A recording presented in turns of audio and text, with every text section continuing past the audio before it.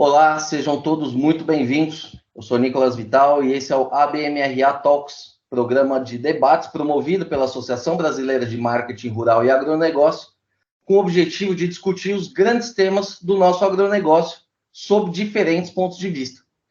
E no programa de hoje, nós vamos conversar sobre marketing de influência, uma ferramenta muito utilizada pelo setor para a promoção de produtos ou a construção de reputação por parte de empresas e entidades setoriais. E para conversar com a gente sobre esse tema, hoje nós temos aqui duas feras na área. Mariana Maciel, líder de marketing de conteúdo da divisão agro da Bayer, talvez a pessoa que mais apoie e contrate os influenciadores no agro hoje, e Ricardo Dias, que durante muitos anos foi VP de marketing da Ambev e hoje comanda a Adventures, agência especializada justamente em marketing de influência. Mariana, Ricardo, muito obrigado pela presença de vocês. Eu não tenho a menor dúvida de que a gente vai ter uma conversa muito produtiva por aqui hoje. Obrigada a você, Nicolas, pelo convite. Bom estar aqui com vocês.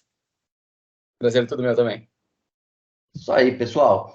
Então, para a gente começar do começo, né? A gente está falando aqui de um tema que é o marketing de influência, que é uma área que movimenta, aí, de acordo com uma pesquisa publicada pela Forbes, cerca de 15 bilhões de dólares por ano.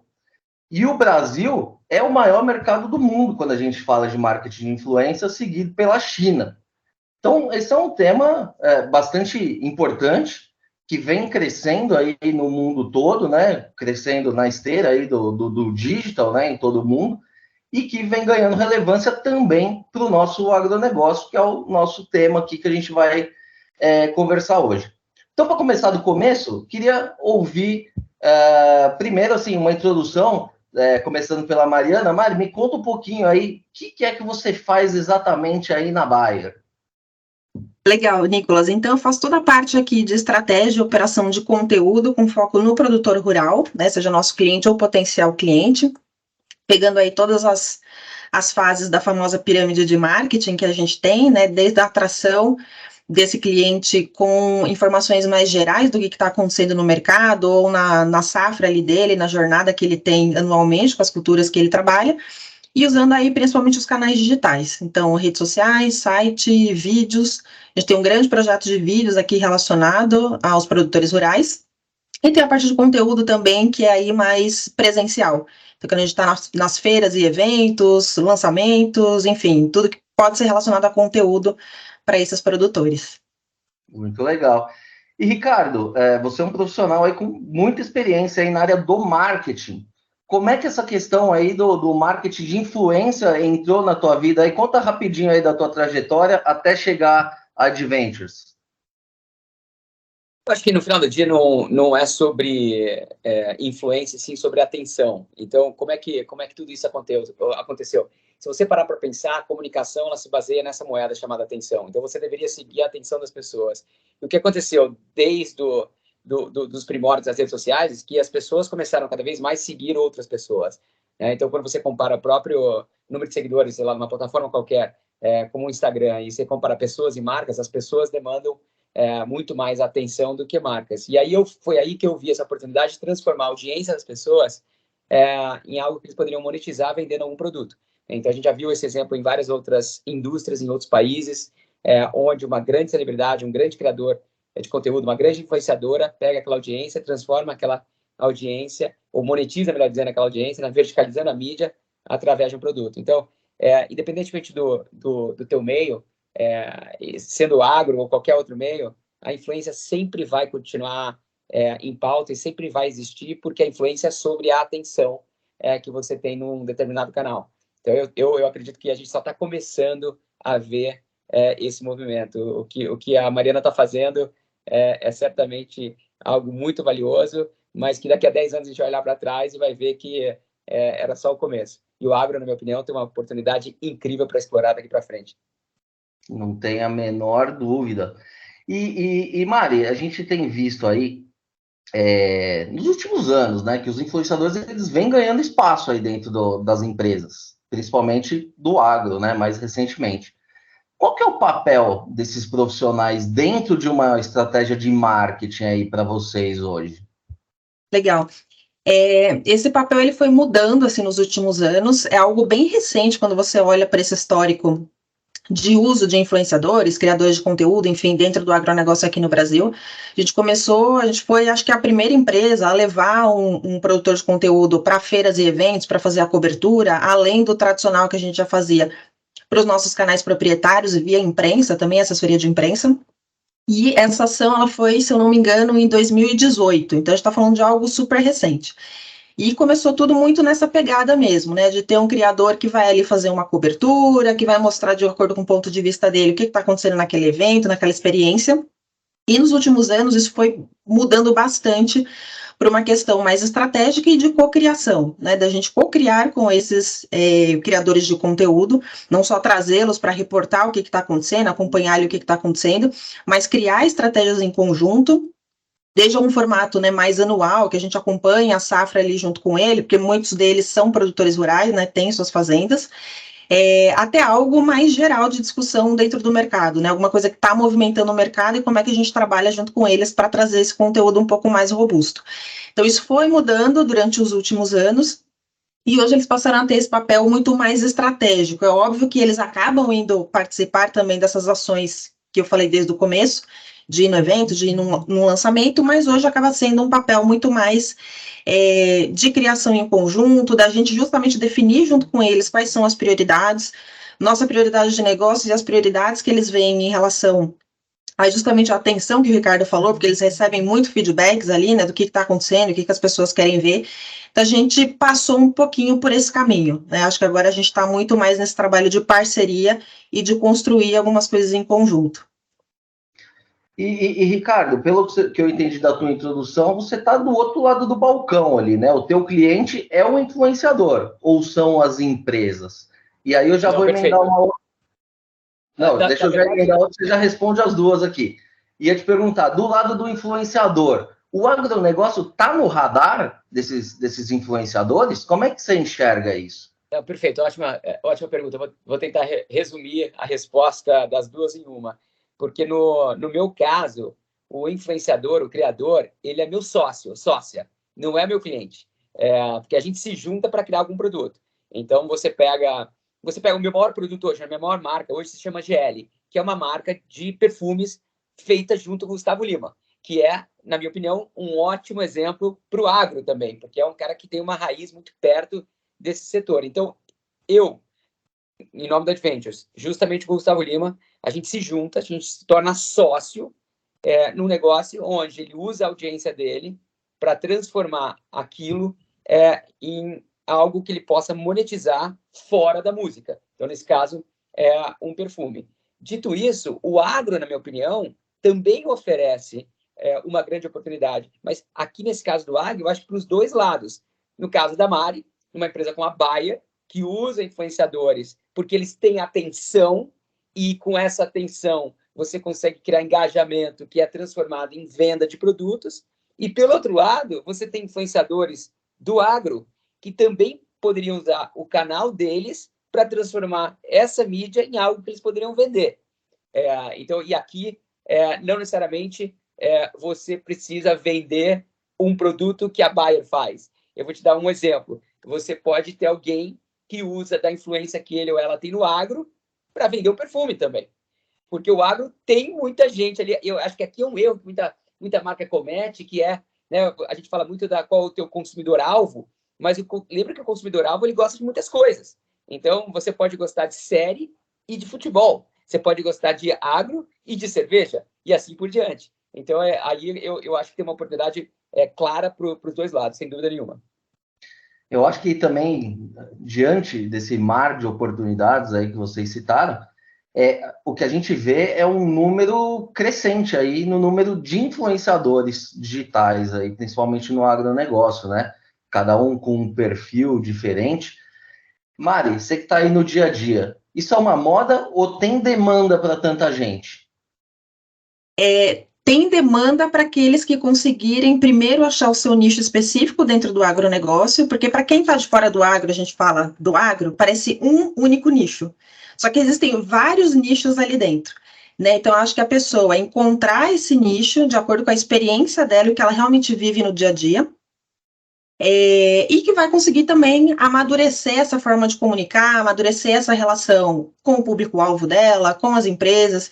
Então, assim, espaço existe, mas com certeza a gente vai ver muita gente ficando pelo caminho, como a gente já viu, justamente por não conseguir se dedicar ou encontrar esse nicho mais específico dela dentro do agronegócio e contribuir com a experiência que ela tem, e querer talvez só surfar uma onda ali em cima de números, em cima de algumas parcerias muito pontuais, sem muitos objetivos, mas, enfim, o espaço existe, mas existe também essa abordagem. Eu acho que nós, como empresas também, a gente tem um papel importante e relevante de ajudar esses influenciadores nesse caminho, né? A gente já trabalhou algumas coisas, por exemplo, aqui dentro da Bayer, de dar alguns treinamentos, de passar algumas orientações de como eles podem se posicionar, construção de persona, cobrança de valor, enfim.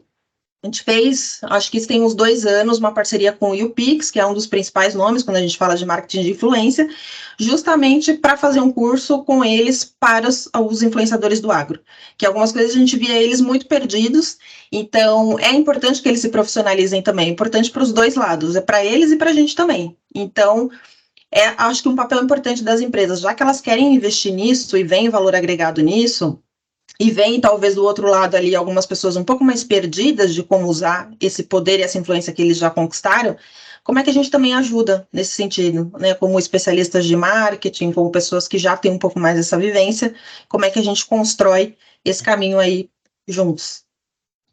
E você, Ricardo, como é que você vê isso? Você vê também que existe muito influenciador para pouco espaço atualmente? E como é que um influenciador, vamos dizer, alguém mais novo, alguém que não tem ainda um alcance gigantesco do Gustavo Lima, como é que ele pode fazer para se diferenciar aí nesse mar de possibilidades? Perfeito. Eu particularmente, não vejo o mercado como um mercado saturado hoje. Pelo contrário, a única moeda que não vai mudar é a moeda chamada atenção. E a atenção, ela está determinada no dia de todo mundo que habita esse planeta, que tem 24 horas. Então, isso não vai mudar. Logo, você tem 24 horas no dia e cada um aqui vai decidir para onde que eu vou, aonde eu vou prestar atenção e quem vai ter mais do meu tempo, né? O fundador e CEO da Netflix, lá atrás, o Reed Hastings, ele falou que o maior competidor da Netflix é o sono, né? Porque quando a pessoa está dormindo, ela não está consumindo Netflix, logo ele tem que competir com o sono. Então, eu não sei se existe um número mágico. O Brasil é obviamente um ponto fora da curva, talvez, no mundo, em termos de número de criadores e utilização de redes sociais, engajamento nessas plataformas. O Brasil lidera, se não em todas as métricas, a maioria das métricas. Esse negócio de creator economy que a gente fala, né? A economia dos criadores é realmente real aqui, isso acontece, e eu vejo isso crescendo cada vez mais, principalmente quando você fala com jovens que hoje preferem ser influenciadores do que jogador de futebol ou do que advogada, médica, etc. E eu vejo isso com bons olhos, para te falar bem a verdade. Eu acredito que é mais uma oportunidade para as pessoas persuadirem e seguirem. Agora, o que faz, como qualquer outra profissão, seja futebol ou advocacia, por exemplo, o que faz a diferença é a consistência e a qualidade do seu trabalho. E no jogo de conteúdo, essas duas palavras são muito importantes. A maioria dos criadores, na minha opinião, dos influenciadores que não dão certo, são porque ou não tiveram a resiliência para ter consistência, ou não conseguiram produzir um conteúdo de alta qualidade em grande quantidade, porque demora. A construção do influenciador, de uma influenciadora, é como construir uma marca. É como você, talvez, fazer uma bela colheita. Você tem que plantar, você tem que cuidar da terra, você tem que arar, você tem que botar produto certo ali, você tem que... Entendeu? Não uma colheita não é feita do dia para a noite, ela é feita de muitos anos, de muito carinho, de muita, né? Tem que regar a planta, e a mesma coisa no mundo de influência. Demora, não é um negócio que acontece do dia para a noite. Muito bem. E Mari, indo para a parte prática da questão aqui, você tem dezenas de possibilidades aí quando você vai contratar um influenciador. Como se dá essa escolha? Você decide baseada no perfil, as métricas importam, é só o número? Como é medido o resultado dessa ação? Porque também é um pouco subjetivo, né? Nesse mundo dos digitais aí. Me conta um pouquinho da tua experiência aí dia a dia na prática. Legal. Bom, como eu estava falando, a gente tem os vários nichos dentro do agronegócio, né? Então, a cada ação que a gente vai fazer, a ideia é entender o que exatamente eu preciso passar, né, em termos de informação, de conteúdo ou convencimento, o que quer que seja. E com isso eu vou fazendo essa seleção de perfis, né? Já tem alguns anos que a gente está olhando para esses perfis, então a gente já sabe quais caminhos cada um desses seguem e em quais caminhos eles são realmente especialistas para poderem contribuir de uma maneira forte e concreta. Então, se a gente entende que a gente vai falar de um lançamento de um defensivo, ou a gente vai falar de um lançamento de sementes, ou eu vou falar de alguma coisa mais conectada com a sociedade, mais conectada com mulheres do agro. Para cada um desses temas, eu vou ter perfis diferentes. Não tem como eu pegar o mesmo perfil e lançar para tudo. Porque a gente tem o cara que ele é realmente engenheiro agrônomo, mas ele não é produtor rural, outro que é produtor rural, mas talvez não seja muito especialista em alguma temática, o outro que é mais especialista numa parte de gestão de negócios e gestão financeira das propriedades. Então, cada um vai se encaixar numa temática. Então, o primeiro ponto é esse, né? A gente ter isso muito bem mapeado e tá sempre atualizando isso, porque tem gente nova aparecendo o tempo todo. Entender exatamente onde essa pessoa consegue jogar com mais informação e mais experiência, né? Então, não é só saber falar sobre aquilo, mas ela realmente ter uma vivência naquilo. Porque o agronegócio ele tem uma especificidade importante, que as pessoas elas precisam também ser influenciadores no offline. Então não adianta o cara lá ter um discurso muito bom em relação às sementes, se ele não é agrônomo ou produtor rural, ou não tem a vivência muito dentro daquilo. Porque a gente sabe que ele está falando de algo muito específico, que envolve, né, um baita conhecimento, estudo, envolve legislação, enfim. Então, as pessoas, os produtores rurais que vão se conectar com aquele conteúdo, eles também precisam se conectar com aquela pessoa no offline. Entender que é um cara importante dentro de outras coisas quando a gente sai do ambiente digital, vai para o ambiente presencial. E aí, depois, obviamente, os números são sim importantes, mas não em relação, por exemplo, ao número de seguidores. Porque a gente está falando de um perfil também, de um nicho muito específico. Então, a gente dificilmente vai ter alguém com muitos seguidores. A pessoa hoje que tem mais seguidores no agronegócio no Brasil atualmente, que é a Camila Telles, ela tem em torno de 300 e 300 poucos mil. E ela já é muito fora da curva em relação aos outros, né? Então, o número de seguidores não é algo que vai fazer tanta diferença para a gente. Então, é muito isso, né? Perfil de conhecimento, influência também fora do digital, região em que essa pessoa está, porque se vou falar de sementes, tem a semente específica para o Rio Grande do Sul, a que é específica para o Mato Grosso, eu não vou trazer um influenciador do Mato Grosso para falar do lançamento do Rio Grande do Sul. Então, isso também é um ponto importante que a gente olha, e óbvio, passado ali as campanhas, entender o que esse cara me trouxe, se ele me trouxe novos seguidores, qual foi o engajamento, será necessidade de clicar em um link para se inscrever para algum evento, para alguma coisa, quanto também ele trouxe naquilo. Então, a gente vai amadurecendo também em relação a esses números, conforme a gente vai fazendo esse trabalho com esses seguidores, para entender quem continua ali numa ação mais de longo prazo com a gente ou não, enfim, ver também como é que foram esses resultados. Nicolás, aproveitando aqui esse gancho, a Mariana falou uma coisa que é muito importante, na minha opinião, que na minha opinião, a coisa mais importante. Não é a única, mas é a mais importante, que é a influência. Né? Então, você pega, por exemplo, E aqui o agro é um setor perfeito para você explicar a influência, porque alcance é relativo. Né? Você, hoje, no Brasil, você tem 45 milhões de pessoas que decidiram seguir o Gustavo Lima no Instagram, por exemplo, ou numa rede social qualquer. Mas pega lá o Instagram, que é um proxy. Porque muita gente gosta da música do Gustavo Lima, muita gente gosta da música sertaneja. E a outra coisa é a seguinte, você pode até não gostar dele, mas 45 milhões de pessoas gostam, então lá. Não existe no Brasil 45 milhões de pessoas que gostam de semente. Entendeu? Então, aqui que a gente entra num negócio que é muito interessante, que é o seguinte, que é o alcance qualificado.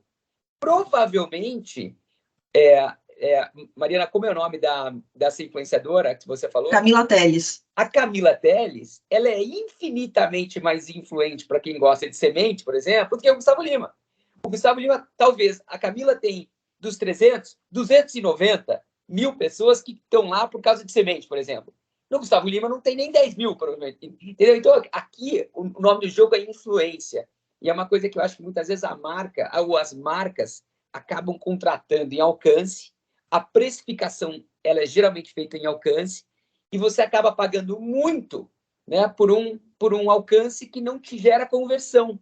Porque o que gera conversão é a influência desse alcance. Então, é muito melhor se a gente fosse fazer aqui um exemplo básico de venda pela internet. Né? E a gente está falando do canal online aqui, não do canal físico. O canal online a gente pode medir isso. Então, imagina que eu tenho uma marca de semente e eu faço um post com alguém que tem 20 milhões de seguidores no Instagram e eu vendo um pacote de semente. Aí eu faço um post com alguém que tem 100 mil seguidores, mas com muito mais influência nesse segmento, e eu vendo 2 pacotes. É muito melhor, é o dobro. Essa performance foi... E o preço, provavelmente, foi infinitamente mais baixo na pessoa que tem menos seguidores. Então, aqui é muito importante, no agro, principalmente, as pessoas olharem, como a Mariana falou, para influência. Essa é a moeda aqui que vai fazer a diferença nesse jogo de atenção. E esse teu comentário aí já respondeu parte, que era justamente a minha próxima pergunta, que eu ia te perguntar também dessa questão das métricas, né, de retorno. E você estava falando da precificação. Você contratar o Gustavo Lima é um preço, você contratar a Camila Teles é outro preço. Como é que você enxerga essa questão da mensuração dos dados? É conversão de venda? Como é que você mede reputação? Como é que você enxerga isso, Ricardo? Eu acho que depende muito da marca, da campanha, do objetivo. Não é uma resposta, na minha opinião, binária, né? É caro ou barato, ou está certo ou errado. Eu acho que depende... feeling? Não é feeling. Eu acho que depende, por exemplo, você quer fazer uma campanha para talvez mudar algum atributo da saúde da sua marca. Talvez não vai ter a conversão de vendas que você quer, mas vai mudar o atributo. Por exemplo, eu quero internacionalizar. Vamos seguir aqui no exemplo da semente. Eu quero internacionalizar minha marca de semente. Ela só está no Brasil, eu quero crescer fora do Brasil. Eu vou pegar uma influenciadora lá de fora, lá dos Estados Unidos. Eu vou pegar uma cantora, talvez, famosa do country americano. Ela provavelmente não vai agregar muito na conversão de vendas, mas ela vai mexer nesse atributo que eu quero mexer, que é internacionalização da marca, entendeu? Então, não é... Aí vai depender muito da campanha. O que eu posso dizer é o seguinte: tem muita gente pagando muito caro por algo que não vale o que eles estão pagando, isso eu te garanto. E o Brasil, na minha opinião, é um país que sofre com esse descontrole, porque muitas vezes, dentro das empresas, né, as Marianas e os Ricardos, por exemplo, eles vão estar sendo mensurados no alcance de uma campanha. Aí, o que a gente geralmente faz? A gente vai lá e contrata o maior influenciadora do Brasil e faz uma campanha. Ninguém pergunta se vendeu, ninguém pergunta se mexeu os atributos de marca, ninguém... Enfim. Então, aí que eu acho que hoje, quando eu olho para o mercado publicitário como um todo, eu, particularmente, vejo muita marca gastando, ou melhor dizendo, desperdiçando muito dinheiro em campanhas que poderiam ser feitas de uma forma muito mais efetiva e eficiente, gastando menos. Mário, eu queria interessar um pouquinho mais esse assunto com você, justamente nessa linha aí que o Ricardo deixou a brecha para eu te perguntar. Como é que você justifica para o teu chefe depois, gastei tanto nesse cara aqui e por qual retorno? Sendo que, no teu caso específico, você vai vender um inseticida ou uma semente, não é a Bayer que está vendendo, está lá num distribuidor, você vai ter que medir o market share daqui 1 ano ainda, você não sabe se foi o influenciador ou se foi o RTV que estava em campo, que fez um trabalho melhor. Como é que é para você justificar aí as tuas ações? É um trabalho bem complexo mesmo, Nicolas, por conhecimento do time interno, de entender realmente como é um trabalho de marketing de influência, né, por que vale a pena. E tem um ponto, quando a gente fala de agronegócio, né, tem muita gente dentro do setor especificamente que fala: o agro não sabe se comunicar, o agro não se comunica, mas ninguém toma a atitude de ser o primeiro em fazer algo diferente para posicionar o agro de forma diferente, né? Então tem muita reclamação e não traz nenhuma proposta diferente. Então, por ser algo muito novo, a gente realmente tem um convencimento ali, né, pensando um pouquinho mais a médio e longo prazo, que a gente precisa estar fazendo o tempo todo com a diretoria interna, com os times técnicos internos, enfim, tentar casar essas coisas. Mas como você falou, né, em termos de conversão, a gente não consegue medir ainda a parte de vendas, porque nós, como buyer, por exemplo, não temos e-commerce. A gente sempre tem que jogar esse cara para outras coisas, para falar com RTV ou para ir para um distribuidor, para uma cooperativa, enfim, né, alguém que vai efetivamente fechar o pedido ali para ele. Tem agora alguns indícios que a gente consegue ter um pouco melhor dentro do ambiente digital. Então, a Bayer, por exemplo, está numa joint venture com a Orbia, que é um marketplace, então algumas coisas a gente vai acabar jogando para lá. Tem o Pulso Bayer, que é o programa de fidelidade, que ali o cara consegue resgatar algumas experiências, também consegue jogar para lá e a gente consegue medir.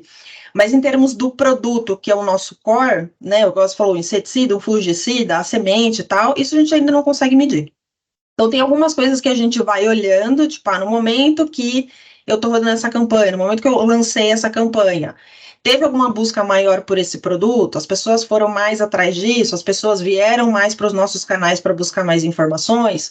Mas, obviamente, ainda não é uma resposta 100%, né? Se ele realmente comprou a partir daquilo, ou se foi, né, uma abordagem em conjunto ali junto com o RTV. Então, assim, é um trabalho de formiguinha, é um trabalho constante com os decisores internos, com a diretoria interna, não é algo que a gente faz uma vez e está todo mundo convencido e engajado. A gente tem que ficar refazendo isso o tempo inteiro. Antes de passar para o Ricardo, eu queria fazer mais uma pergunta para você, que é sobre a questão reputacional, né? A gente sabe que a Bayer, ela tem... Não é nem da Bayer, né? Assim, quem nos assiste, que acompanha o agro há mais tempo, sabe. A Bayer comprou a Monsanto, que era uma empresa que fabricava o glifosato, que é um produto super importante, porém, ele tem uma reputação ruim aí perante a sociedade urbana. E isso traz um desgaste, né, para a companhia como um todo.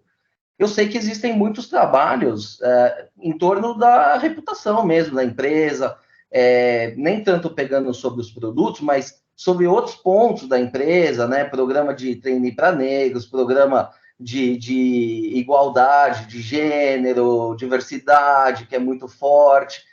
Os influenciadores digitais, e aí eu não estou dizendo os do agro, vocês têm usado influenciadores de outros segmentos para tentar furar a bolha e passar essas mensagens, e com isso tentar ter um ganho reputacional? E aí, sim, isso dá para ser medido?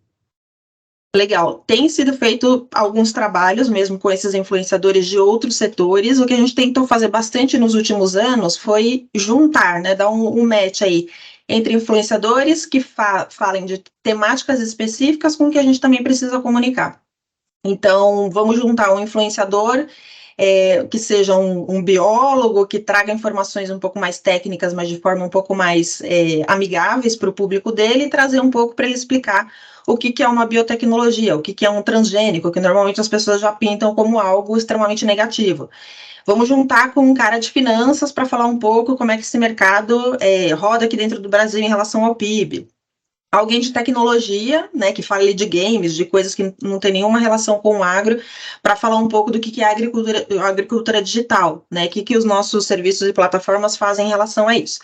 Então, algumas coisas já foram feitas nos últimos anos nesse caminho, mas algo, de novo, que é bastante inicial e bastante pontual, né? Não é uma coisa que você tem um super always on aí durante o ano inteiro. Teve um projeto, enfim, muito legal dos últimos anos, que ele chamava Ser Agro é Bom, que era justamente isso de levar essas comunicações para o público urbano, né? Para a sociedade ali das cidades que não está muito envolvida. Então, a gente trazia isso de forma bem didática, né, do que a gente estava falando e como é que conectava com essas coisas do dia a dia que as pessoas estão mais acostumadas a entender, né, como é que conecta com algo de gastronomia, algo da área automotiva. Então, esse trabalho existe, não é hoje um trabalho que a gente está sempre com os mesmos influenciadores o tempo todo, trabalhando essas temáticas, mas isso também tá sempre ali no radar. E em relação à reputação, a gente tem algumas pesquisas que rodam de tempos em tempos. Hoje essas pesquisas acabam sendo mais globais, né? Então a gente não tem sempre essas pesquisas olhando para o mercado nacional, mas de tempos em tempos tem algumas pesquisas que a gente roda com o público urbano e com o público do agro, para entender qual a percepção que eles têm da empresa, né? O que a empresa está passando ali em termos de qualidade, de experiência do cliente, de conexão com temáticas também que são fora do agro. Então, a gente vai olhando um pouco desses resultados, não são amostragens muito grandes, mas que já conseguem, de alguma forma, trazer algum tipo de termômetro ali para a gente do que está acontecendo. Perfeito. E, Ricardo, a Mari citou questões assim como biotecnologia, por exemplo, transgênicos, são assuntos densos, né, e que estão distantes aí do público comum. Vamos supor que a Bayer contrate o Gustavo Lima, a gente está falando dele aqui, para falar sobre biotecnologia. Como que é a aceitação do público? Ele tem autoridade para falar isso ou existem influenciadores que podem falar de certas coisas e outros que não podem falar sobre isso? E aí já emendo outra. Pela tua cara eu já vi que o Gustavo Lima não é o mais indicado. Mas o que ela deveria fazer então, se ela precisa falar de biotecnologia para minha avó? Perfeito. Eu tô fazendo assim, né, com a cabeça que não, porque eu tô louco para responder essa tua pergunta e parece até que a gente combinou e a gente não combinou, mas você já deu a resposta da pergunta. A resposta à pergunta está na palavra autoridade. Na minha opinião, tem 3 coisas que você deve buscar numa influenciadora, no influenciador, quando você vai falar sobre algo. Em primeiro lugar, influência, que a gente já falou. Em segundo lugar, autoridade. E terceiro lugar, imagem também. Imagem é um negócio muito importante. E aí a imagem, ela vai de acordo com a personalidade da tua marca. Aqui não é se a imagem é boa ou ruim. Aqui essa imagem faz sentido para a tua marca. Mas deixando a imagem de lado, e a gente já falou muito sobre influência aqui hoje, o que quer dizer autoridade? Exatamente o teu exemplo, que é o Gustavo Lima, um cantor. O Gustavo Lima, ele sim tem autoridade em outros lugares além da música, como beleza. Então, perfume para ele é perfeito, porque ele é um cara sedutor, um cara que preza pela imagem, um cara bonito, um cara que tem códigos que são perfeitos para a categoria de perfume, que é o sucesso, por exemplo, e assim por diante. Logo, esse é um belíssimo exemplo de uma marca que estaria jogando dinheiro na lata do lixo, contratando o Gustavo Lima, por exemplo, para fazer uma campanha sobre biotecnologia, porque não tem, nesse caso, nem a influência, nem a autoridade. Então, respondendo a pergunta, é fundamental, né, que você tenha alguém que tenha autoridade. Agora, essa autoridade, ela precisa ser do ponto de vista técnico? Não. Então, para falar com a sua avó, por exemplo, eu não pegaria um cientista para falar com ela, que provavelmente, nesse caso, é até melhor pegar o Gustavo Lima, porque ela vai falar uma linguagem mais parecida com a dela. Então, qual que é o mundo ideal aqui? Né? Não é nem o Gustavo Lima que canta e que fala de outras coisas que não tem, obviamente, que ele não tem autoridade para falar sobre isso, nem o cientista que talvez vai entregar uma linguagem muito técnica. Então, qual que seria o ideal aqui? Eu estou respondendo isso de uma forma bem simples, né? Até porque o assunto não é simples, é um assunto complexo. Isso exige um estudo também, né? Exatamente. A gente tá então, de uma forma bem simples, assim, vamos lá. Qual é a moeda da minha avó? A moeda da minha avó é a atenção. Tá bom, vó, o que você gosta de consumir? E aí a gente vai ver o que ela consome, o que gera mais atenção dela, aonde estão os canais que ela, obviamente, consome esse conteúdo, né? E quais são as pessoas que conectam com ela na linguagem dela. E aí a gente vai ver, dentro desse universo de pessoas, se existe alguém ali que tem uma certa ligação com o agro, que consegue falar sobre isso, porque provavelmente, para minha avó, lembra, o target é minha avó, essa pessoa vai ser muito mais efetiva na comunicação. No caso da minha avó, talvez o padre Marcelo fosse o melhor. E aí também, Nicolas, aqui uma coisa que é importante, o padre, por exemplo, o padre Marcelo, ele não precisa ser especialista nisso, porque aqui, de novo, o target da campanha é a nossa avó, que, né, nesse caso, a tua avó. Então, a gente pode transformar o conteúdo dele, a mensagem dele, numa mensagem envolvente que entregue esse valor que a gente está tentando criar. Então, por exemplo, a gente pode tirar ele do contexto da igreja, colocar ele no campo. A gente pode fazer, né, uma comunicação onde ele tá num laboratório, ele está vivendo isso. Então, a gente pode usar também códigos visuais, uma boa narrativa e etc., para entregar uma mensagem que vai fazer muito mais efeito, no caso, para a tua avó. Agora, Ricardo, eu preciso fazer o advogado do diabo aqui. A gente estava falando em autoridade, né? Gustavo Lima não é o cara que tem autoridade para falar sobre biotecnologia. Só que, ao mesmo tempo, a gente vê dia após dia celebridades falando mal sobre o agronegócio. E isso emplaca. A gente viu aí recentemente o Márcio Garcia, contratado pela ONG para falar mal do leite. A gente já viu a Anitta falando sobre carne. Enfim, diversos. Só citei 2 que vieram à mente aí. Por que emplaca? Se eles não são autoridades? Então, vamos lá. Eu acho que a tua pergunta é um pouco mais complexa de ser respondida. Eu vou tentar, mas eu acho que a gente tem que separar a resposta em 2. E aí adoraria também escutar a opinião da Mariana, que ela está nesse mercado. Mas eu vou dar a minha opinião para quem está fora desse mercado, e por isso que eu acho essa conversa muito rica. Porque você tem a Mariana de um lado, eu de outro, e você no meio fazendo essa ponte. Isso, para comunicação, é brilhante. Porque, geralmente, é assim que se tem uma grande ideia, é dali que nasce uma comunicação efetiva, etc. Mas, em primeiro lugar, é o seguinte, existe na internet uma metodologia que é provada, que dá certo, que é você criar tensão, que é você criar, né, alguma coisa que vai gerar aquele clique, né? Aquela armadilha de clique, em inglês a gente chama de clickbait, né? Então, é muito comum hoje, né, você gerar alguma certa polêmica para você ter mais alcance. Infelizmente, é algo que acontece, mas é algo que também funciona.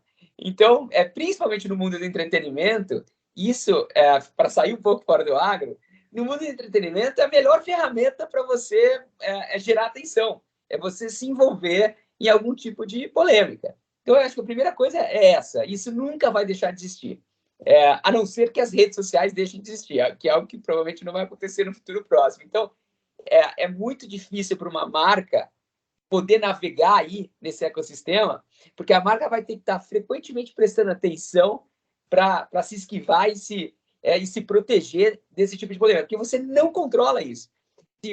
Hoje é uma, ou amanhã é outro, e muitas vezes talvez você vai buscar um ponto de vista contrário, porque você quer gerar, né, algum outro tipo de sentimento. Então, a minha sugestão aqui é o seguinte, viva com isso e aprenda a lidar com isso, porque não vai acabar e não vai mudar, na minha opinião. Então, a primeira coisa é essa. A segunda, que aí eu acho que aqui a gente pode ter uma discussão talvez mais tangível, é a desinformação.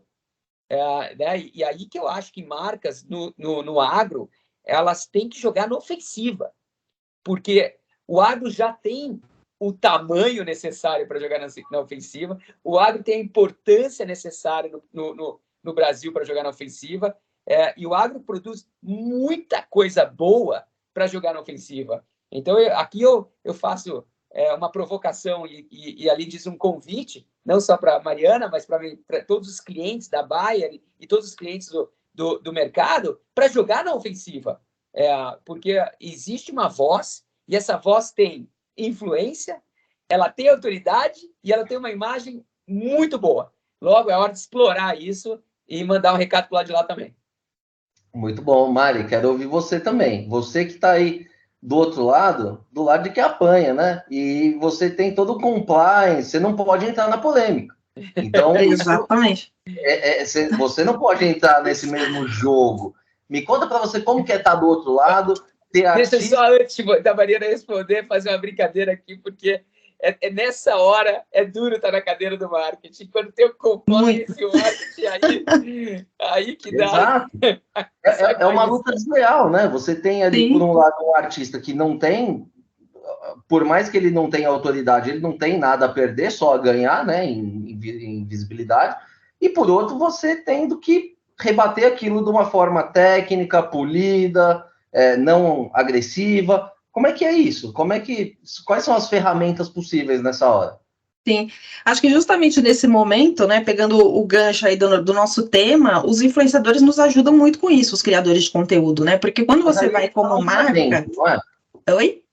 Mas aí esses influenciadores tradicionais, eles falam para dentro, né? O estrago já está feito. Com a minha avó, mas aí tá a questão outro é a minha avó. Deles terem que mudar um pouco esse posicionamento. Porque assim, se a gente vai como marca, a Bayer falando a favor do glifosato, por exemplo, a população não vai levar isso muito, não vai aceitar muito isso, porque assim, você é uma marca que veio lá da Alemanha, se instaurou aqui, está usando mão de obra, quer mais vender seu produto, aumentar suas margens, tal, você não está nem um pouco preocupado com isso, não tem uma personalização ali, uma humanização. Quando você vai com pessoas que realmente dão a cara ali, que transitam nesse meio, conseguem falar com qualidade, com propriedade e estão dispostos a entrar numa conversa, aí o negócio vai muito mais fácil. Então, assim, a gente é muito cobrado dentro de casa ou por outras empresas, por outras pessoas, clientes e tudo mais, para se posicionar, mas a gente sabe que a gente se posicionando só enquanto marca, isso não vai mudar muita coisa, né? Então, por isso que a gente investe muito nesse trabalho de fazer a formação dessas pessoas também, que estão dispostas ali a dar a cara no digital para conversar com qualquer público. Tem alguns criadores de conteúdo dentro do agronegócio que já estão começando a furar um pouco essa bolha, de poder ir falar com outros públicos, se posicionar de uma forma diferente, justamente aproveitando um pouco do perfil deles, o conhecimento deles, formação e tudo mais, para se conectar com esses outros públicos. Tem o trabalho também que a gente consegue fazer em conjunto com empresas que não são do agronegócio, então você vê hoje empresas, parte financeira, automotiva, se apropriando muito dessa conversa, e eles, por já terem esse link direto com as pessoas fora do agronegócio, ajudam muito nisso. As empresas automotivas têm feito isso muito bem nos últimos anos. E tem esse trabalho que eu comentei também da gente buscar esses influenciadores que são de fora do agro, né? Levar o cara ali para uma fábrica, levar ele para uma lavoura, para ele conhecer como é que funciona, e não só para ele ir ver e produzir o conteúdo, mas para ele ver e vivenciar aquilo, né? Entender como que é produzido, como é que aquilo chega, como é que aquilo é exportado, como é que aquilo chega para uma empresa de alimentos que vai depois trabalhar em cima desse alimento para comercializar ali no supermercado. Então, são algumas dessas variáveis aí que a gente vai trabalhando. Então, é um papel importante para a empresa, mas que no fim do dia a gente precisa usar muito aí também da nossa influência com outros atores desse ecossistema para tentar fazer com que isso mude um pouco. Mas vai muito dessa abertura também dos dois lados, né? De um lado, querer mais furar a bolha e botar um pouco mais a cara a tapa. Quando eu falei no começo, muita gente do setor fala, o agro se comunica mal, não se comunica, mas não estão dispostos a dar a cara a tapa. E vai ter que fazer, não tem como, né? Então, falando dela de novo, da Camila, mas tem vários outros também que tiveram que fazer isso. Gente, vamos lá, vou me expor, vou apanhar, mas em prol de algo maior, pensando mais a longo prazo. Então, tem essas... Um ponto interessante, né, Mariana? Porque seja você uma influenciadora, influenciador do agro ou uma marca do agro, a outra coisa é o seguinte: entrou na água, vai se molhar. Exatamente. Não tem como nadar sem se molhar. Então, e eu concordo plenamente com a Mariana, porque muita marca quer entrar na água, mas não quer se molhar. Aí não tem como. Então, hoje em dia, vai ser muito difícil, para não falar impossível, você entrar em qualquer discussão, principalmente nos canais digitais, sem gerar uma certa tensão, sem gerar uma opinião contrária. E é por isso que, mais uma vez, eu aposto que essa comunicação que a Mariana defende no agro, ela pode ser, sim, vencedora, porque não falta nada para o agro. Seja qual o seu papel no agro, você já tem, na minha opinião, as coisas que mais importam para você ter influência, que é, né, essa conversão na autoridade, que é a imagem, que é você poder falar de algo que você realmente consegue entregar. Aqui a gente não está falando de algo A gente não está tentando colonizar Marte aqui. A gente está falando de algo da Terra, do campo, que gere uma economia real. Então, ou seja, você não precisa pedir para as pessoas imaginarem nada aqui. Você pode entregar para elas os fatos e os dados e cada um aí pode ter uma opinião. Agora, vai ser uma navegação tranquila nessa água aí, nesse mar? Não, não vai ser. Muito bom. Queria só mudar um pouquinho o assunto aqui, sobre os cases de parceria comercial, né, entre celebridades e empresas. O Ricardo, acho que ainda estava à frente lá do marketing da Ambev, quando vocês fizeram uma parceria justamente com a Anitta, né, em alguma das linhas da Skol.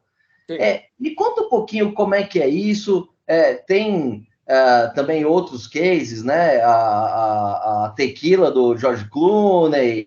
Enfim, como é que isso é uma tendência atual de marcas se unirem comercialmente, mesmo não como contratado, como sócios de negócio? Sem dúvida nenhuma. Me conta um pouquinho aí dessa experiência. Como é que a Anitta surgiu aí? Um dia, talvez, a Bayer vai ter algum produto com alguém que tem um grande canal. Glifosato da Anitta, imagina? Aí não sei se é a melhor escolha, mas nesse caso eu aposto mais no Gustavo Lima. Mas no caso da Anitta com Beats, foi perfeito, casamento perfeito. Porque você tinha exatamente o que a gente já comentou aqui hoje. Você tinha influência, você tinha autoridade, você tinha imagem da categoria. Né? Você pensa em Anitta, você pensa em festa, você pensa em uma ocasião de consumo que é perfeito para aquela bebida estar. E eu, particularmente, defendo isso, porque eu estou dentro desse ecossistema, mas eu aposto, sim, que essa é uma tendência que só está começando no Brasil. A gente já viu, você citou alguns exemplos lá de fora, são inúmeros hoje, e eu vejo isso acontecendo com cada vez mais força. Por quê? Mais uma vez, pessoas seguem pessoas. Logo, se a moeda é a atenção e você está dando mais atenção para uma pessoa do que para qualquer outro conteúdo, seja ele um conteúdo que te entretém ou que te interrompe, que é geralmente como a mídia faz a propaganda, eu acredito que pessoas que têm grandes audiências, mas além de grandes audiências, influência, autoridade, uma boa imagem para vender um produto, vão sim poder ser criadores de marca. Óbvio que isso vai acontecer antes em categorias emocionais. Né? Então, eu, por exemplo, hoje à tarde, se eu quiser produzir uma commodity, e a commodity é qualquer produto que a gente tenha, né, um acesso que não depende de tecnologia ou de um IP, de uma patente, vai acontecer ali antes. Né? Então, categorias que eu chamo de emocionais. Então, esse exemplo que eu estou dando vai ser muito mais fácil em categorias emocionais, principalmente as categorias de bens de consumo. Quando você vai para categorias mais técnicas e menos emocionais, esse exemplo que eu dei aqui não é tão válido quanto nessas outras categorias. Então, talvez nem chegue aí. Mas eu sim vejo isso, Nicolas, acontecendo com muito mais frequência aqui no Brasil. E Ricardo, acho que esse é um tema interessante aí para a gente explorar um pouquinho mais. Como é que se dá essa parceria? A celebridade, ela simplesmente empresta a sua imagem e vira sócio, ou ela participa do processo de criação do produto, de aprovação? Como é que se dá? A gente pode até citar o próprio case da Anitta, ou se você quiser falar do perfume do Gustavo Lima. Conta um pouquinho como é que é. Eu te falo de uma forma geral, mas antes disso, deixa eu voltar um passo para trás, porque o modelo não mudou. Né? Qual é o modelo de mídia? Você interrompe a pessoa e, em contrapartida, você dá conteúdo para ela. Então, a mídia, desde a década de 40, quando a televisão começou a se espalhar pelo mundo, primeiro nos Estados Unidos, depois em outros países, depois na década de 50 e 60, com muito mais, com um tamanho muito maior, né, o conteúdo chega na sua casa de graça. Então, ninguém no Brasil paga pela Globo. Quem paga a conta da Globo chegando na tua casa? O anunciante. Né? Então, você interrompe o programa e aí você dá para o assinante esse conteúdo que em contrapartida é pago através do seu tempo, certo? Então, o modelo não mudou. E vai continuar sendo assim. A relação entre conteúdo e publicidade ela é muito íntima. E quem paga o conteúdo no final do dia é a publicidade. Então, eu sou um grande fã de conteúdo, sou um grande fã de publicidade. Isso vai continuar acontecendo no mundo. O que mudou aqui? O meio, né? E se a moeda é a atenção está saindo de alguns canais e indo para outros. Então, quando você vai para uma grande celebridade que tem uma grande atenção e você chama ele ou ela para ser sócio, o ideal é que essa pessoa realmente seja sócia desse negócio e se envolva no negócio. Porque uma coisa eu te falo, se ela não se envolver, ela não vai dar credibilidade para esse produto dela. E se falta credibilidade, você provavelmente não vai conseguir vender. Muito bom. Mas ela participa do desenvolvimento do produto, por exemplo? Sem dúvida nenhuma. E se ela não participar, já é um mau começo para esse relacionamento. É um casamento no final do dia. Se você casa com alguém, essa pessoa não está participando do desenvolvimento daquele produto, já tem que começar a prestar atenção nesse relacionamento, porque as coisas não vão dar certo, na minha opinião. Muito bom. E aí, Mari, será que existe alguma esperança não, alguma possibilidade aí, não digo da Bayer, mas dentro do agro, talvez mais produtos finais, né? Um arroz com uma cozinheira, alguma coisa mais ligada à agroindústria, né? Como é que você vê esse tipo de parceria? Você acha que tem futuro dentro do agro? Eu entendo que sim, com algumas ressalvas. Acho que quando a gente fala do nosso core aqui como Bayer, isso é praticamente impossível, porque a gente está falando de desenvolvimento de moléculas, né, pesquisa e desenvolvimento de 10 anos, então, né, você criar um produto é algo bastante complexo. Perfeito. E que você talvez não vai colher os frutos agora, só mais lá para frente. Mas existem outras coisas que já estão sendo feitas por alguns criadores de conteúdo, aí com outras empresas do setor, então a gente já viu, por exemplo, coisas relacionadas a calçado, a parte automotiva, parte de joias, por exemplo, né, que alguns agricultores estão se apropriando disso e criando algumas coisas com outras marcas. Então, todo mundo vai usar uma bota lá no campo. Então, pega uma influenciadora que tem, né, essa conexão com outras pessoas que estão no campo e vai trabalhar em cima disso. Parte automotiva, Hilux, todos os agricultores querem ter a bendita da Hilux, então como é que consegue trabalhar junto nisso? Né, trabalhar em algumas concepções finais ali também desse produto. Essa parte das joias também, tiveram algumas influenciadoras que trabalharam com marcas diferentes para fazer essas joias.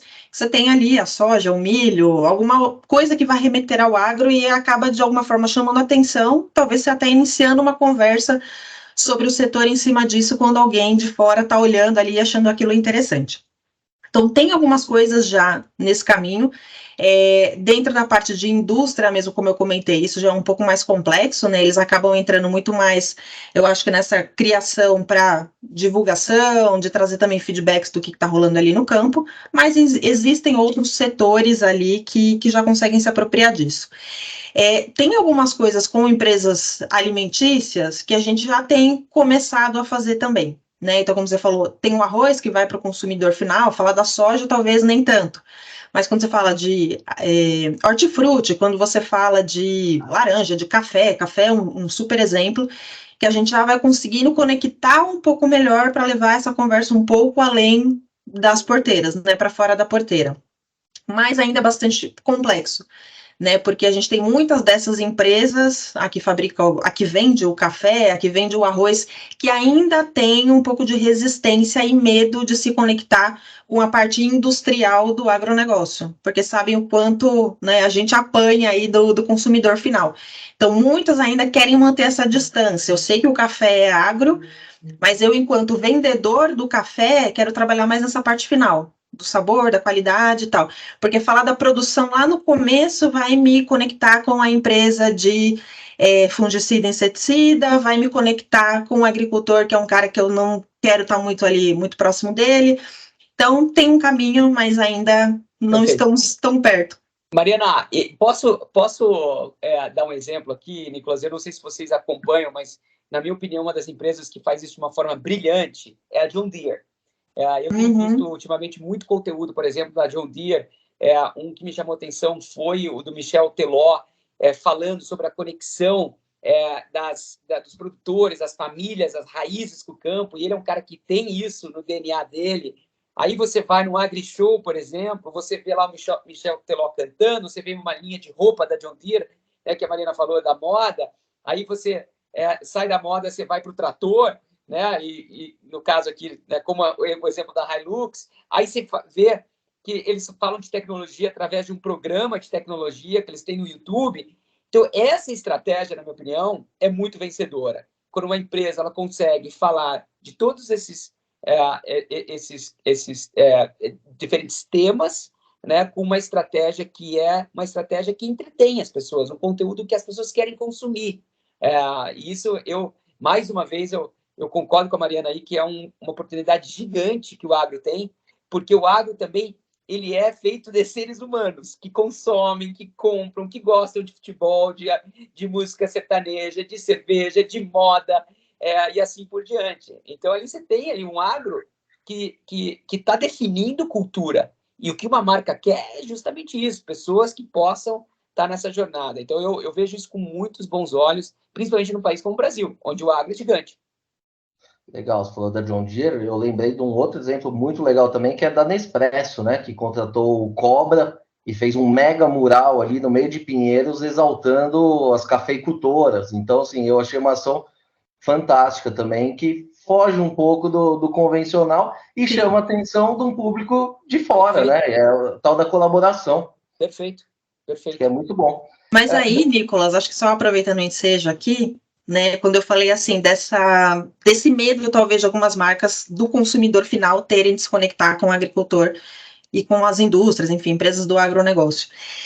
Passa muito por essa questão da falta do conhecimento do público também, né? Então, eu trago ali a agricultora porque as pessoas vão entender, não necessariamente é isso, que é a agricultura familiar e é a agricultura familiar que alimenta as pessoas. O agronegócio, ele só produz para exportar e tem vários problemas para nós, para a natureza e tal. Então, assim, ainda é um posicionamento, mas um posicionamento bem distante, né? Acho que tem mais coisas aí que elas podem ser trabalhadas e acho que tem um trabalho mesmo de educação, né? De mostrar que a agricultura familiar também é agronegócio, tudo é agronegócio. Então, como é que essas coisas funcionam em cima de pesquisa e tudo mais, para conseguir estreitar isso ainda mais. E essa conexão que ele está colocando ali com a produtora de café, não seja algo que para o público geral passe muito distante do que é o agronegócio como um todo. Né? Então, tem um trabalho aí importante, eu acho que de conhecimento de informação para as pessoas, para o público geral, consumidor, e entre as empresas também, né? Tem algumas coisas que rolam já de fóruns, de grupo, entre as empresas, que eu acho que são importantes para ajudar nessa conexão. Legal. Bom, a gente está falando muito, exaltando muito os influenciadores aqui, mas também temos um lado não tão positivo aqui, não sei se é positivo ou não, baseado numa matéria da Exame, que eu li recentemente aqui, que diz que quase 90% dos consumidores nos Estados Unidos, né, não confiam em influenciadores. Começo com o Ricardo aqui. Essa é uma tendência para o Brasil também? E por que será que isso está acontecendo lá agora? Será que já desgastou o modelo? Eu provavelmente, sei lá, eu recentemente vi uma pesquisa também que grande parte dos americanos não confia na mídia. Então, eu continuo dizendo que eu acredito que cada vez mais as pessoas vão acreditar em pessoas. E talvez antigamente era a mídia, depois os influenciadores, hoje é o grupo do WhatsApp, é o grupo da família, é o vizinho, é o amigo do clube, sei lá. Infelizmente, eu acho também que está cada vez mais difícil você ter uma fonte segura de notícias. Talvez, olha só que interessante, esse podcast que a gente está gravando aqui seja uma das fontes mais seguras para você consumir conteúdo hoje. Porque você está falando com duas pessoas aqui, reais, que estão debatendo abertamente sobre um tema. Não estamos vendendo nada. Exatamente. Então, né, não estamos monetizando isso aqui.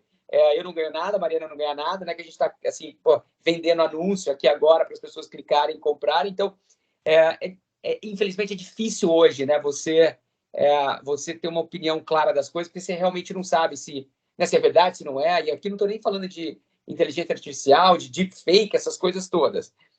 Então, eu particularmente não teria medo de usar influenciadores, porque lembrando que, no final, o que você precisa é de uma pessoa que tenha um alcance qualificado, que se chama influência, uma pessoa que tem autoridade e uma pessoa que tem uma boa imagem. E aí, eu acho que vale a pena correr o risco, porque eu tampouco vejo esse número, Nicolas, melhorando. Eu acho que cada vez mais as pessoas vão estar mais resistentes, mais precavidas, mais confiadas, porque as próprias redes sociais e a mídia criam essa polarização que vai sempre ter, né, vai estar sempre oferecendo esse outro lado da moeda que gera essa desconfiança. Mari, como é que você vê isso na prática? As pessoas têm desconfiado? Como é que é a experiência real aí, sua? Então, acho que pegando um gancho um pouco do que eu falei ali no começo, se são pessoas que o público-alvo, o público consumidor, entende que realmente são especialistas naquele tema e vivem aquele tema, confiam, né? Conseguem seguir naquilo e vão tranquilamente. E tem essa peneira, né, do que eles olham ali e falam, cara, essa pessoa tá só querendo oba-oba de evento e ter uma visibilidade boa, mas não é especialista no que tá falando. E aí, realmente, eles não confiam e eles caem fora, né, eles não continuam ali seguindo essa pessoa.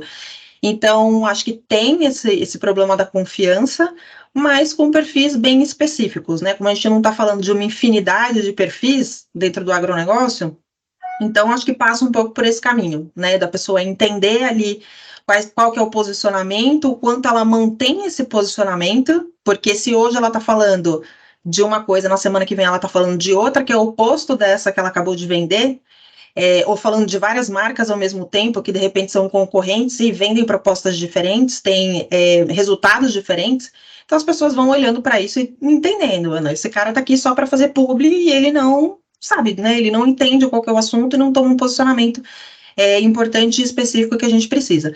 Então, nesse ponto, tem realmente uma quebra da confiança, mas tem muitos outros que continuam ali com essa confiança mais intacta, né? Enquanto eles vão mantendo esse posicionamento e essa constância.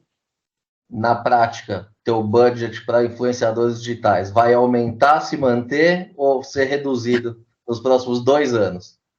Olha, essa é a pergunta de $1 milhão, que eu queria que fosse $1 milhão o meu budget, mas não é o caso. Eu imagino que vai se manter, viu, Nicolas? Eu acho que né? por conta dos resultados que a gente tem, eu acho que reduzir não, mas aumentar é aquilo que eu te falei, né? Ainda tem muito convencimento externo de explicar por que a gente está investindo, como é que funciona, quem são essas pessoas. E o Brasil acaba hoje, assim, se eu não tiver realmente esquecendo, sendo o único país da divisão agro da Bayer que a gente realmente usa influenciadores digitais. Né, os outros países já usaram alguma coisa ou outra muito pontual, pouquíssimos perfis, e aqui é onde a gente mantém realmente esse trabalho mais always on. Então, tem muito ainda essa desconfiança, né, do quanto realmente dá para investir, não dá, então vamos manter no mesmo nível para ver como é que as coisas se desenrolam. Mas, enfim, imagino e espero que pelo menos vá se manter. Muito bom. Pessoal, esse papo aqui tá muito bom, só que o nosso tempo já está estourado aqui. Foi mais de 1 hora de conversa aqui que passou num piscar de olhos aqui. Eu queria agradecer mais uma vez aqui pela brilhante participação aqui do Ricardo, da Mariana. Vou deixar um espaço aqui para as considerações finais, então. Ricardo, obrigado, cara, mais uma vez. Eu sou teu fã aqui, te sigo nas redes sociais, recomendo aí para quem está nos assistindo aí que siga também, porque cada dia ali é um insight novo. Parabéns e obrigado aí pela participação. Obrigado, foi um prazer conhecê-la, Mariana. Também sou teu fã, Nicolas. Eu acho que o teu papel é fundamental nesse mercado que precisa de pessoas com uma voz como a de vocês. Fico feliz de ter participado. Não é algo que eu costumo fazer, é um mercado que eu admiro muito, mas estou distante. Então, obrigado pelo convite, porque foi uma honra ter dividido esse palco aqui com vocês. A minha consideração final é justamente essa. Eu e a Mariana, a gente falou muito sobre isso hoje, mas apostem muito na comunicação de vocês. Vocês têm que partir para o ataque, e o ataque aqui de uma forma construtiva, positiva. Aqui não é um ataque, não é para remeter aqui a algo negativo, pelo contrário, o agro é lindo, o agro é pop, e o agro tem muita influência, tem muita autoridade, tem uma imagem muito bonita no nosso país e que faz a diferença no dia a dia de muitas pessoas. Logo, a comunicação deveria ser uma ferramenta para a gente alçar voos mais altos, porque na Terra o trabalho está sendo muito bem feito já. Muito bem. Mariana também, parceira de longa data aí, também sou fã da Mariana pelo trabalho que ela faz aí na Bayer, referência aí no agronegócio, com certeza, em trabalho no digital, na comunicação como um todo. Parabéns e obrigado também pela participação aí. Fica à vontade para fazer as suas considerações finais. Não, obrigada de novo, Nicolas, pelo convite. Prazer também conhecer o Ricardo aqui. Espero que, né, a conversa toda consiga inspirar um pouco aí as pessoas que trabalham no setor e em outros setores também, para conhecer um pouquinho mais da nossa realidade. Acho que eu deixo esse convite aqui para todo mundo que atua dentro desse setor, para que realmente queira botar um pouco mais a cara a tapa, como a gente falou, né? O Ricardo trouxe um negócio muito legal, que você quer molhar o pezinho ali no mar, já vai, já deixa a onda vir e vê o que você consegue viver de algo positivo nisso. Então, essa reclamação, né, que todo mundo tem do agro não se comunicar bem, comunicar só para dentro, tal, qual que é o papel de cada um dentro disso, né? Então, seja dentro de uma empresa, seja numa agência, seja como influenciador, como é que você consegue aí se dedicar cada vez mais, aprender, se atualizar e manter esse trabalho constante realmente para a gente poder mudar um pouco essa percepção e essa cara que foi dada aí para o agronegócio. Então, acho que fica, né, mais como um convite que eu faço para todo mundo que está envolvido aí nesse ecossistema para a gente juntar forças e conseguir, nem que seja aos poucos, ir mudando um pouco essa visão. Isso aí, vamos todos juntos. Por fim, queria agradecer a todos aí que nos acompanharam em mais uma edição do ABMRA Talks. Um grande abraço a todos e nos vemos na próxima edição. Tchau, tchau.